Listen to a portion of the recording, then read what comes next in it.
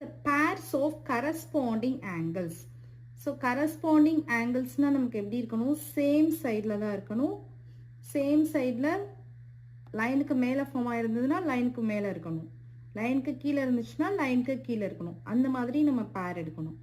இப்போ ஆங்கிள் 1 எடுத்தீங்க அப்படின்னா ஆங்கிள் 5 எடுக்கணும். ஆங்கிள் 2 எடுத்தீங்க அப்படின்னா ஆங்கிள் 6 எடுக்கணும். ஓகேவா? அதே மாதிரி இங்கே வந்து ஆங்கிள் 4 எடுத்தீங்கன்னா ஆங்கிள் 8, ஆங்கிள் 3 எடுத்தீங்கன்னா ஆங்கிள் 7. ஸோ ஃபஸ்ட்டு சப்டிவிஷனுக்கு ஆன்சர் வந்து angle 1 comma angle 5, angle 2 comma angle 6, angle 4 comma angle 8, angle 3 comma angle 7. question ஆகுதா? ஸோ இங்கே பார்த்தீங்கன்னா 1 5 மேலே இருக்கு, parallel லைனுக்கு மேலே இருக்கு.